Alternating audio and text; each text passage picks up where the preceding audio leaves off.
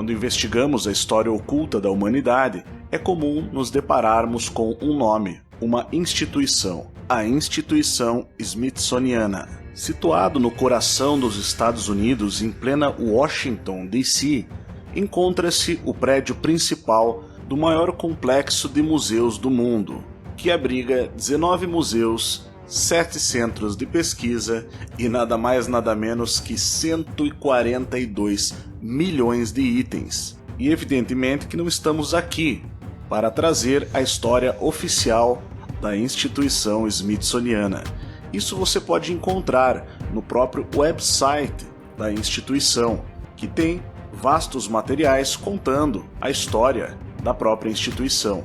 Hoje nós vamos levantar questões delicadas, digamos assim, como por exemplo o fato da instituição Smithsoniana ter sido acusada, muitas vezes ao longo da história, de acobertar evidências de descobertas arqueológicas que não condizem com a história oficial. Nós vamos ver algumas coisas bastante curiosas que estão no subsolo da instituição Smithsoniana.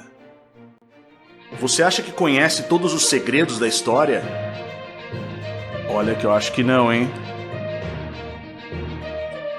Arqueologia proibida, criptozoologia, criaturas míticas, ciência oculta, civilizações perdidas, resetadas. Te convido nesse momento a desenterrar a verdade, porque a verdade importa.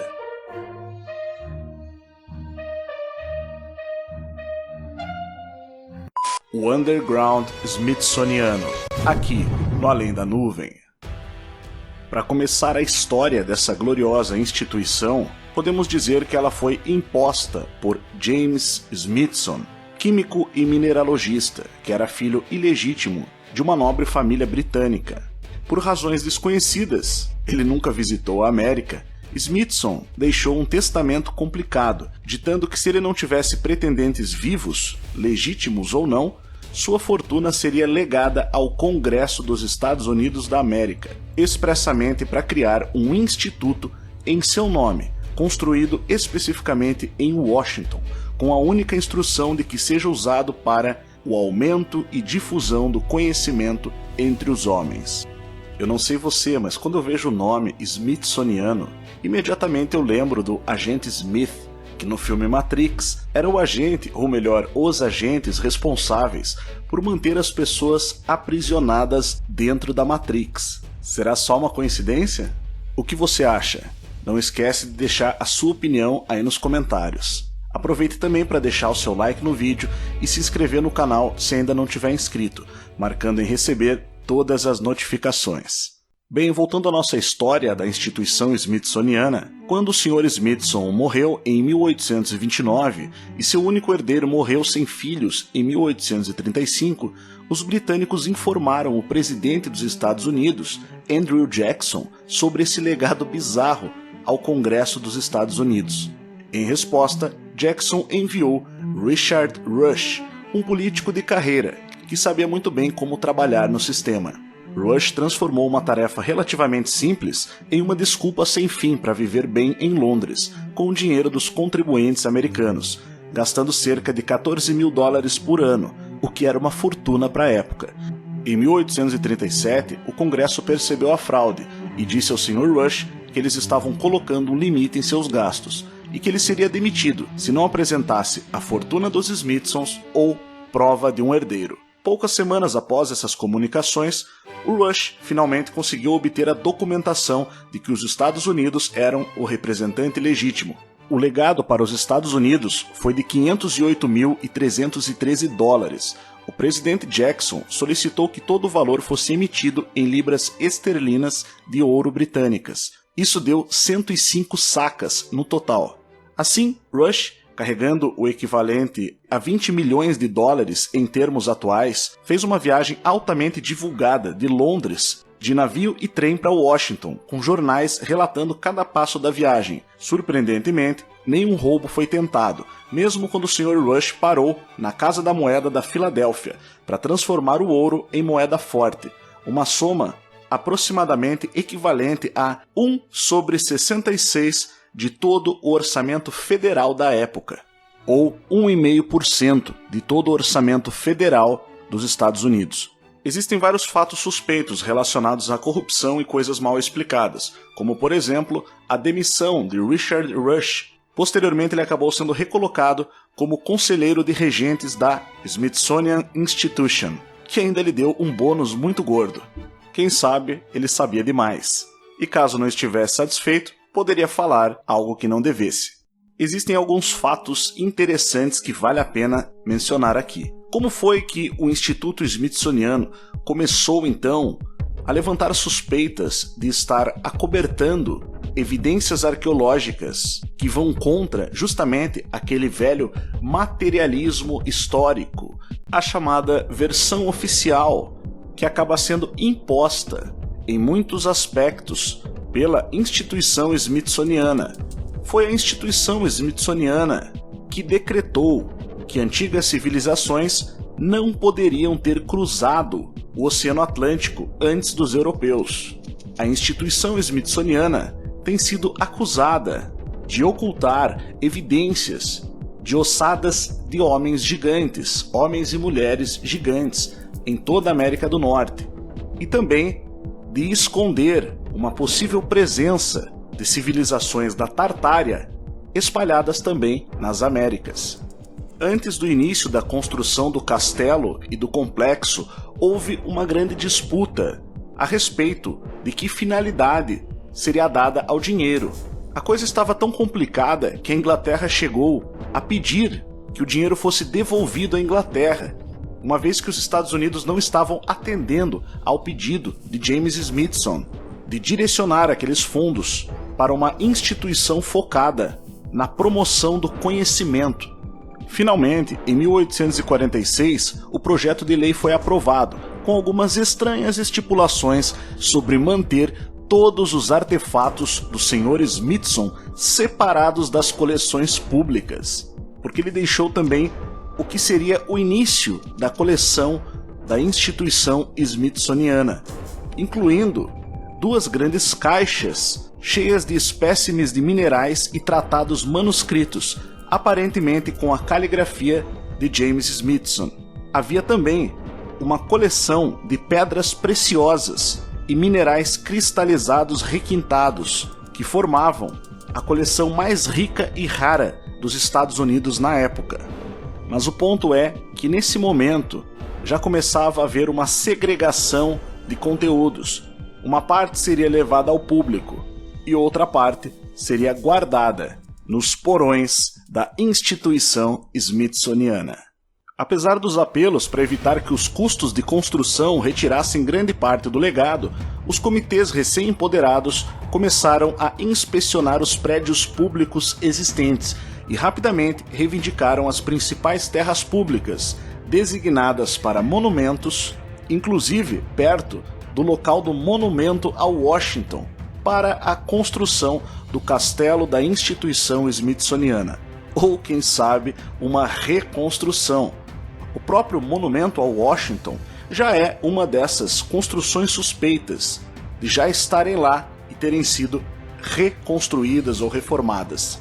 O castelo, diga-se de passagem, foi localizado ao lado dos currais de escravos, que certamente forneceram a força de trabalho para a construção ou reconstrução do castelo. Diversos arquitetos apresentaram planos ao comitê smithsoniano, que seguiam layouts de museus mais convencionais. Mas como todo projeto foi dirigido pela alta cúpula de Washington da época, eles tiveram que se esforçar muito para aprovar a construção de um castelo completo. No final, o comitê contratou o queridinho da arquitetura do antigo império da época, James Renwick, que está conectado com mais de uma dúzia de estruturas suspeitas do antigo império. E o que é curioso é que, assim como outras estruturas suspeitas do antigo império, que supostamente foram construídas por volta de 1850, a única imagem da construção mostra paredes intactas com equipes focadas na reforma dos telhados das torres. E só. É possível ver também algumas evidências de inundações de lama ao solo, janelas no nível do solo, o que não parece ser uma boa ideia em um pântano, certo? Só o que vemos é terra. Parece muito com aquelas imagens que já vimos aqui no canal Além da Nuvem, do Texas, após um suposto mud flood. Considerando a comoção pública que financiou este lugar, parece que eles teriam documentado rigorosamente a construção do castelo, mas não, todas as fotos mostram um edifício concluído. Não há fotos ou mesmo pinturas que representem a construção do castelo da instituição smithsoniana. Sempre aparecem apenas reformas ou construção de telhados. E isso é bastante surpreendente, tendo em vista a importância que o empreendimento tinha politicamente para a época. E o arquiteto escolhido para fazer ou recuperar o castelo da instituição smithsoniana é bastante peculiar. Trata-se de James Renwick Jr., que, segundo a Enciclopédia de Arquitetura Americana, foi um dos arquitetos americanos mais bem-sucedidos do seu tempo e era certamente o arquiteto mais famoso de Nova York, que estava se tornando, àquela altura, a cidade mais importante da América. Algumas curiosidades sobre James Renwick Jr. é que ele projetou a primeira casa da Sociedade Fraterna Secreta Delta Psi, fundada na Universidade de Colômbia. E é curioso o fato de que fotografias antigas mostram um arranjo de alta inclinação com a figura de uma coruja no telhado e uma placa com as letras gregas Delta Psi. Seria alguma semelhança com a antiga bandeira do Império da Tartária, que também tinha uma coruja preta? Curioso é que James Renwick ficou conhecido justamente por promover uma espécie de renascimento de estilos medievais, inclusive com influências góticas, alemãs, francesas e inglesas. Tendo em conta que ele estava em 1850, é bastante curioso o fato de construções como a Catedral de São Patrício em Nova York, atribuída a Renwick, tenha sido construída nessa época, na metade do século XIX, quando aquele estilo era característico do século XI e XII.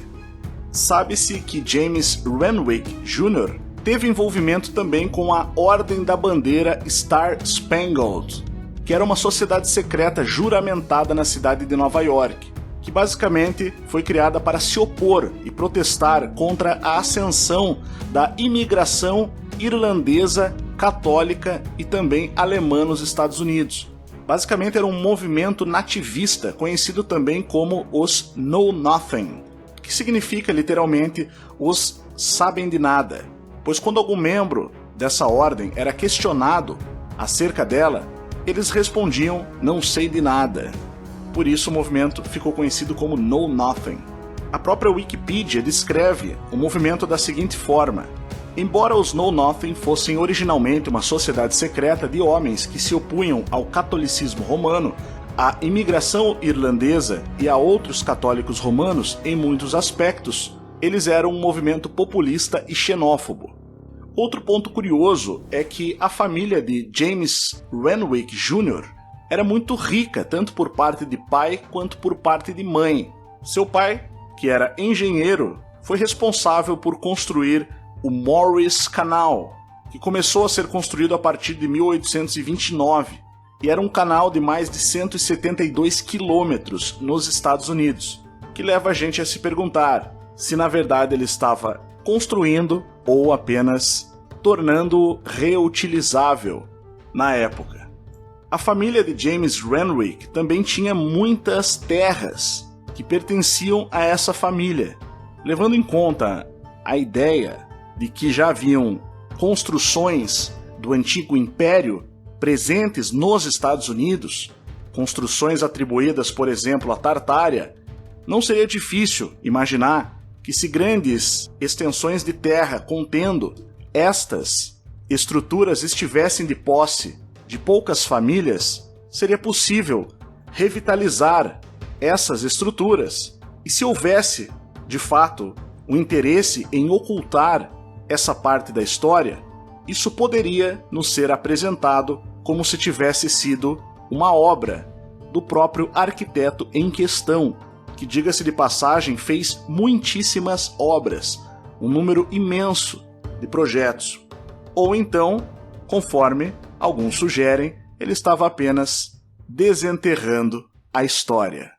O que você acha? Não esquece de deixar a sua opinião aí nos comentários. Se você reconhece a importância desse trabalho e deseja apoiar, você pode fazer isso pela chave Pix, e-mail, canalalemdanuvem@gmail.com. Você pode ainda se tornar membro do canal Além da Nuvem e ter acesso a conteúdos exclusivos, ou você pode se juntar a nós e se tornar um aluno do Instituto Licentia e ter acesso aos conteúdos da plataforma do Instituto Licentia em videoaulas bastante completas e ainda participar de grupos com a gente e com outros alunos do Instituto. Apoie esse trabalho e venha somar forças com a gente, porque a verdade importa. E aqui você tem mais 2 vídeos com assuntos relacionados a esse para você escolher. Não esquece de divulgar o canal Além da Nuvem para sua família e para os seus amigos nas suas redes sociais, porque a verdade importa.